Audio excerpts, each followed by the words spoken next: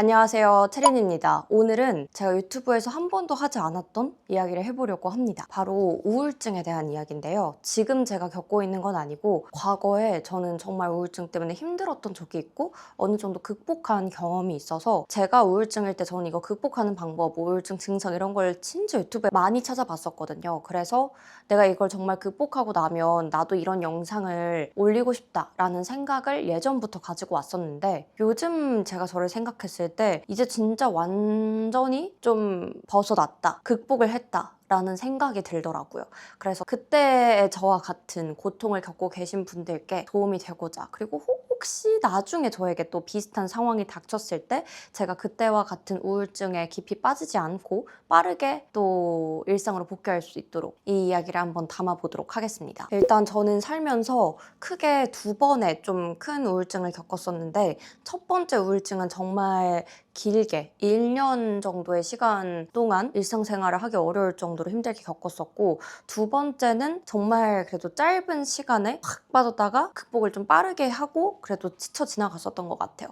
어쨌든 처음에 그 우울증을 오랫동안 깊이 빠져 있었고 일상으로 오랜 시간이 걸렸지만 결국엔 돌아왔던 경험이 있어서 두 번째 우울증은 깊이 빠지지 않고 그냥 우울감 정도만 겪고 끝났던 것 같아요. 그리고 이 첫 번째 우울증을 겪기 전과 후가 저는 제 삶이 진짜 많이 바뀌었다고 생각을 하고, 저라는 사람의 가치관, 삶에 대하는 태도, 모든 게 좀 많이 바뀌었어서 그때 얘기를 하고 싶어요. 제가 제 유튜브 채널에서는 뭐 저의 아나운서가 되는 과정, 아나운서 준비 과정 이런 것들을 많이 다뤘다 보니까 뭐 아나운서 되는 준비하는 과정에서 겪었나? 라고 생각하실 분들이 많은 것 같은데, 뭐 구체적으로 제가 막 이유를 다 설명하기는 어렵겠지만 오히려 아나운서 준비나 뭐 취업 준비 이런 사회적인 성공, 성취와는 정반대의 결에서 우울증의 원인이 찾아왔었고, 오히려 그걸 겪으면서 아나운서라든지 뭐 내가 이루고 싶었던 꿈, 사회적 성취 이런 것들이 다 의미가 없다, 별로 그렇게 이뤄도 행복할 것 같지 않다, 이런 생각까지 가게 되면서 더 우울증이 오히려 깊어졌었던 것 같아요.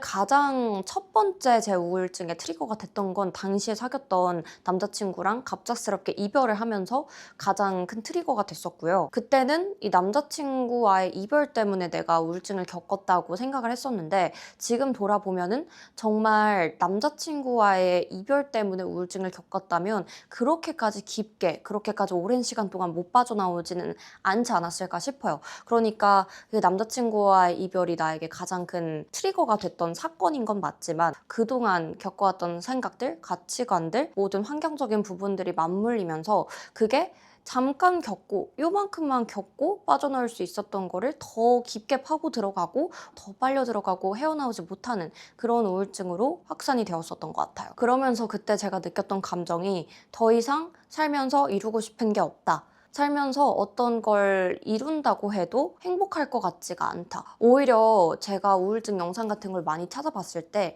나는 아무것도 할 수 없을 것 같다라는 무기력증에 빠져서 우울증에 걸리시거나 거기서 못 빠져나오시는 분들이 많더라고요. 근데 오히려 저는 내가 더 이상 특별히 이루고 싶은 게 없고 여기서 무언가를 더 뭐 이룬다고 해도 그게 아주 잠깐, 그냥 이뤘을 때 그때 잠깐의 그 성취의 한순간, 혹은 뭐 잠시 동안만 행복한 거지, 그 성취의 행복 자체가 너무 짧고 어쩌면 너무 허무할 정도로 내가 이렇게 우울하고 살기가 힘든데 더 살아야 되는 동력이 되지 못한다라고 생각을 했었어요. 그러니까 삶의 의미가 없다, 모든 것이 허무하다, 난 더 이상 살면서 하고 싶은 게 없고 살아가야 될 이유가 없다, 이렇게 좀 귀결이 되면서 깊이 빠져들었던 거죠. 그때 생각해보면 갑자기 유튜브도 그때 무렵에 45만 뷰라는 첫 번째로 크게 좀 조회수가 나오는 영상이 터지기도 했고, 그래서 사람들이 갑자기 나를 알아봐 주기도 했고, 그걸로 영상 공모전을 나갔었는데 큰 기대를 하지 않고 나갔던 공모전인데 갑자기 대상을 받으면서 한순간에 700만 원이라는, 당시에 대학생이었던 저에게는 엄청 큰 돈이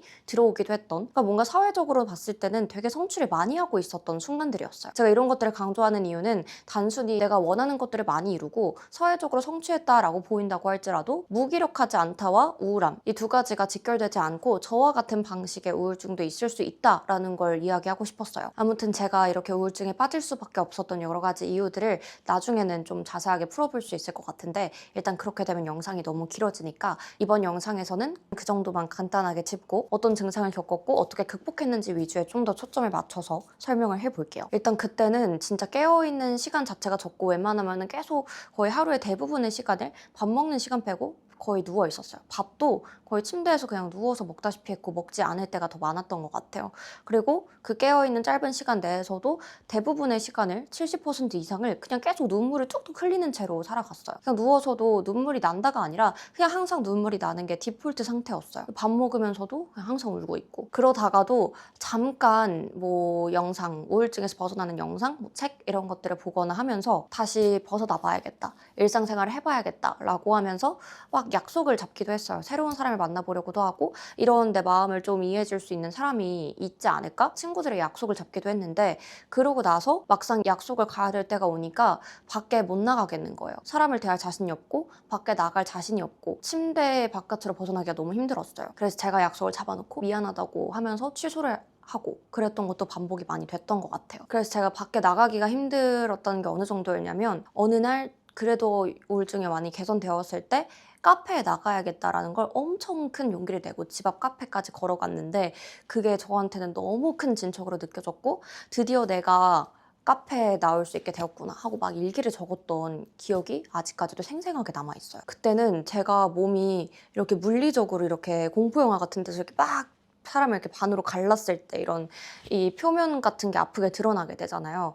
난 그렇게 이렇게 몸이 반으로 잘린 상태 같은 느낌이라서 밖에 돌아다니면 그 바람 같은 게 나한테 내 몸에 스치면 그게 진짜 칼로 베인 것처럼 너무 아파서 고통스러워서 돌아다니지 못하겠다라는 생각도 들었었고, 정말 그 총 맞은 것처럼 일하는 음악이 그대로 느껴지는 것처럼 내 가슴에 총이 이렇게 박혀 있는 것처럼 너무 고통스럽고 아파서 숨을 쉬기가 어렵고 살아있는 것 자체가 너무 고통스러워서 살기가 힘들다라고 생각을 했었어요. 그리고 헤어지고 이별해서 슬프면은 막 슬픈 노래를 듣고 심취하고 드라마의 주인공이 된 것처럼 심취를 해서 막 이겨낸다, 막 이런 사람들이 있더라고요. 이별하고 막 힘들었던 건 다 흑역사다, 나중에 이불킥한다 막 이러는데, 저는 그 정도 수준이 아니라 진짜 너무 토할 것 같고, 그래서 이별 노래를 들으면 진짜 내가 토를 할 것 같아서 너무 구역질 나고 힘들어서 이별 노래가 길 걷다가 뭐 카페에서나 뭐 지나가는 데서 나오면은 진짜 못 들을 것 같아서 귀를 막고 막 뛰어갔던 기억도 있어요. 제가 그런 이별이나 이런 것들을 희화화해서 뭐 흑역사네 뭐 이렇게 얘기할 수 있는 수준이 아니라, 정말 그때 저는 막 생존의 문제라고 생각할 정도로, 다시 말씀드리지만 이게 이별 하나에만 집중하면 되게 이상해 보일 수 있는데 뭐 여러 가지가 복합적으로 다 그때 겹쳐서 그랬던 거겠죠.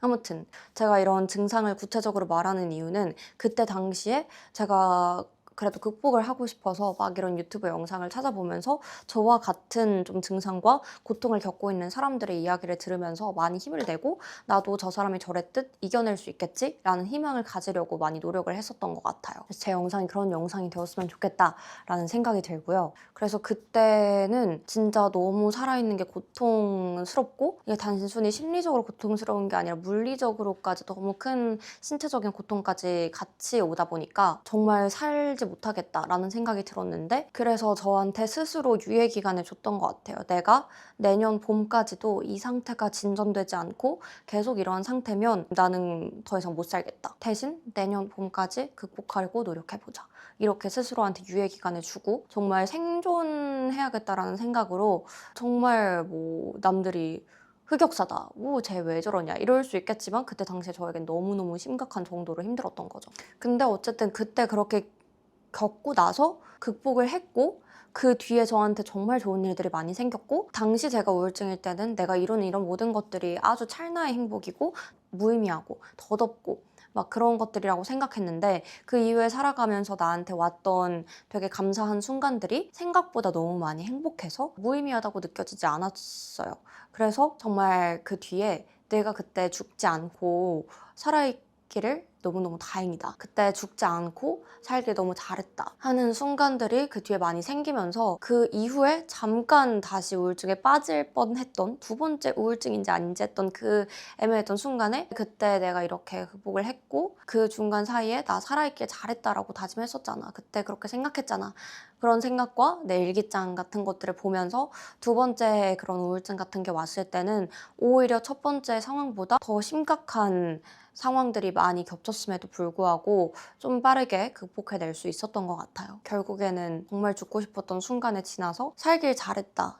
그때 죽지 않아서 너무 다행이다 라고 느꼈던 내 자신이 내가 혼자 썼던 그 일기, 내 글씨가 가장 저에게 큰 위안이 되었던 것 같아요.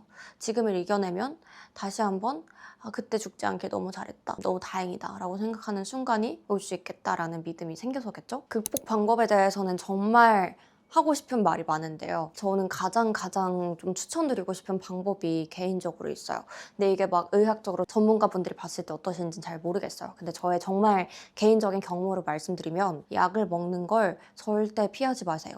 저는 그 약 먹는다고 얼마나 좋아지겠어라고 생각을 했고요. 상담을 가려고 해도 막 우리나라에 얼마나 힘든 사람이 많은지 그런 심리 상담소가 예약이 막 내년에 갈 수 있다 이렇게 꽉 차 있는 경우도 많고 집 앞에 심리 상담을 가봤지만 그렇게 저에겐 도움이 되지 않았어요. 근데 저한테 정말 도움이 됐던 건 상담이 아니라 약을 먹는 거였어요. 그때 제가 여러 가지 약을 먹었었는데 처음에는 그 제가 받았던 약들이 그렇게까지 효과가 있지 않다라는 생각이 들었어서 그렇게 약을 잘 챙겨 먹지 않았던 것 같아요. 그때 당시에 초반에 먹었던 약은 막 제가 막 벌벌 떨면서 눈물이 나고 막 감정이 격화돼서 너무 힘들게 슬프고 흥분되는 그런 상태를 진정시키고 감정을 차분하게 만들고 다운시켜주는 약. 그게 처음에 제가 먹었던 약이었어요. 그걸 먹으면 감정이 차분해지고 다운이 되고 이성을 좀 찾게는 됩니다. 하지만 우울하다는 감정은 오히려 더 깊이 들어가게 되고 오히려 감정이 차분해지니까 더욱더 아무것도 하고 싶지 않아지는 부작용도 있었던 것 같아요. 그래서 그 약이 그렇게까지 손에 잘 가진 않았고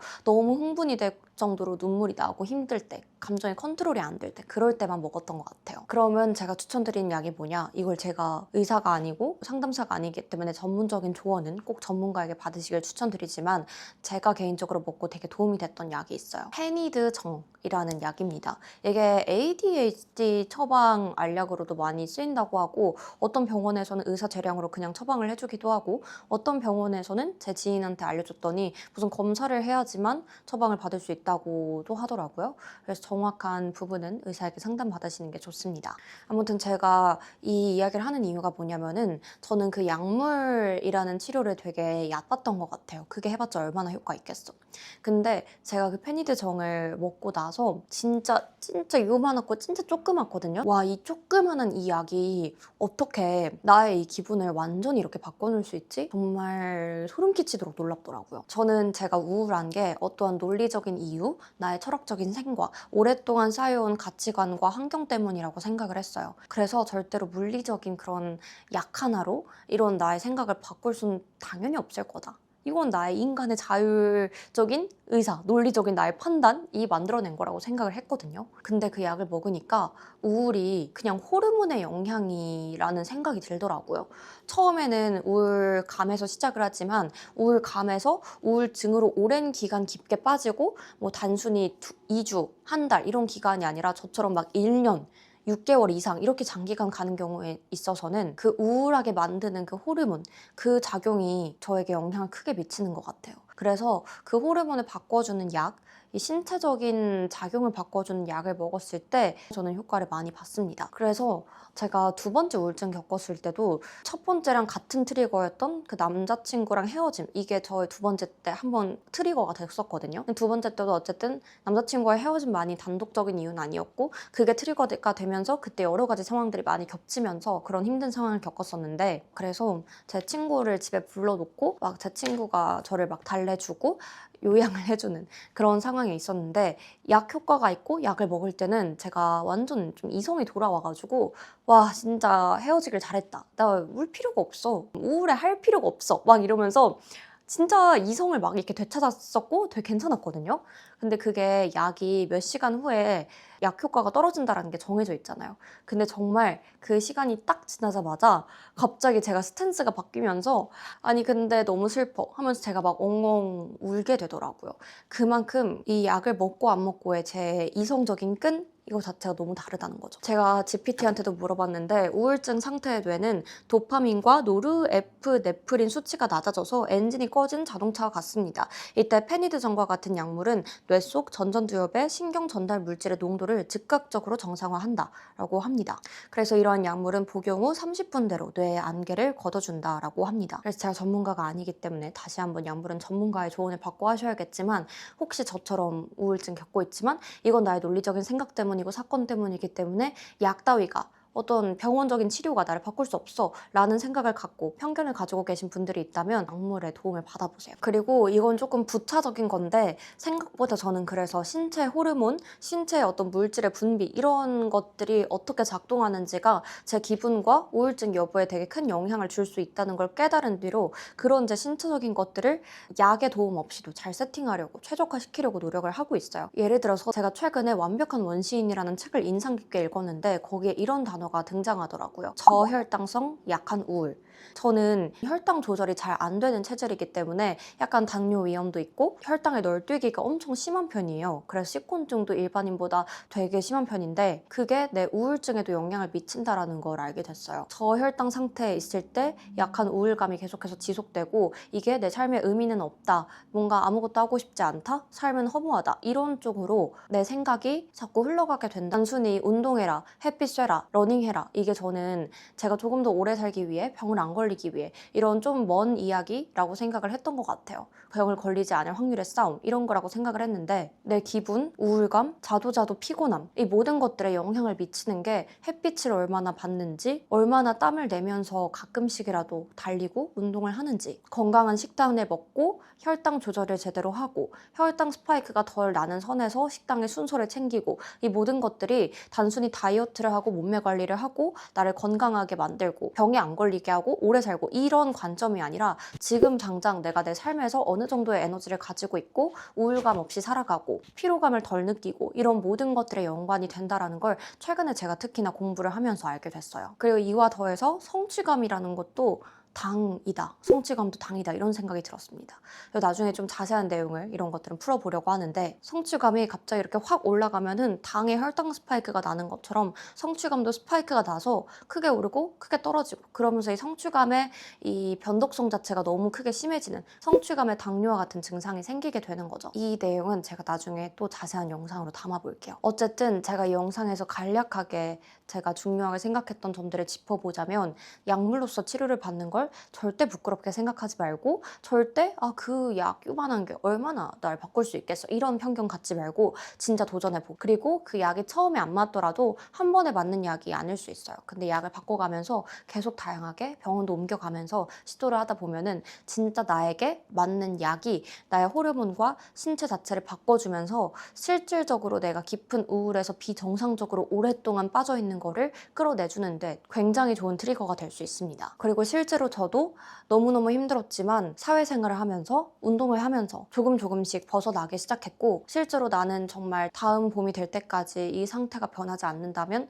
정말 살 수 없겠다 라고 생각을 했었지만 그 봄이 되었을 무렵에는 저는 사회생활도 하고 운동도 꾸준히 하고 햇빛도 보면서 완벽히는 아니지만 70% 이상 나아진 상태 내 미래를 기대할 수 있고 지금 하루하루가 너무 고통스럽지 않은 그런 상태로 살아갈 수 있었던 것 같아요. 저는 그때 저만 이렇게 깊은 우울감을 느낀다라고 생각을 했고 나만 나약해서 남들이 봤을 때 어떤 기준적인 성취, 환경, 모든 면에서 좋은 삶을 살고 있는데도 불구하고 나만 이렇게 깊은 우울감에 빠져 있다라고 생각하고 주변의 친구들한테 도움을 요청해도 아무도 나와 비슷한 나 정도의 어떤 일들을 겪어본 친구들이 많지 않아서 너무 힘들 것 같은데 어떤 마음일지 섣부르게 얘기를 못하겠다, 위로를 못 해주겠다 이런 얘기를 많이 하더라고요.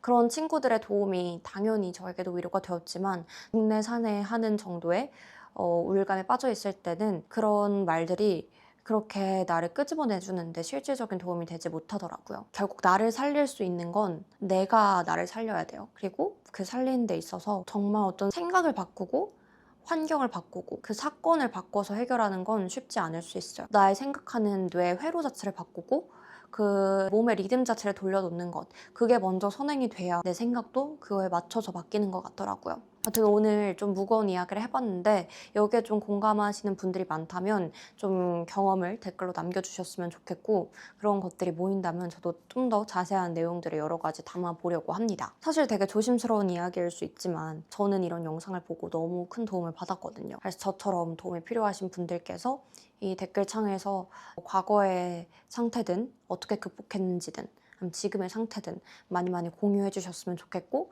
그걸 가지고 제가 또 좋은 영상을 만들 수 있다면 만들어 보도록 하겠습니다. 그리고 그렇게 한번 깊은 우울증을 겪어본 사람은 그 뒤에 한 번 더 우울증이 비슷한 트리거가 있다면 우울증이 올 수도 있지만 그 전만큼 깊이 오래 빠지지 않고 훨씬 더 빠르게 나오는 방법을 배울 수 있을 거예요. 그리고 지금 정말 저와 같은 우울증을 겪고 계신 분들께 꼭 이 이야기를 드리고 싶어요. 살아내길 잘했다.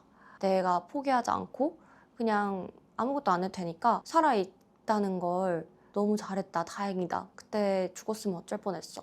이런 생각이 드는 순간이 꼭 올 겁니다. 반드시 올 겁니다. 절 믿어보세요. 진짜 그런 순간이 안 올 것 같은데 오더라고요. 전 지금 요즘 너무 행복해요. 저는 여러 가지 논리적인 이유를 대면서 더 이상 행복해질 수 없을 거라고 그때 생각했었어요. 근데 저 지금 진짜 요즘 행복하게 살고 있거든요. 뭐 저도 평생 행복하지 않고 또 다시 어떤 힘든 일이 생길 수 있겠지만 그때 힘들었던 저에게 말해준다면 이렇게까지 행복하게 잘 살 수 있다. 너가 지금 생각하는 게 다가 아니다. 이런 얘기를 꼭 해주고 싶습니다.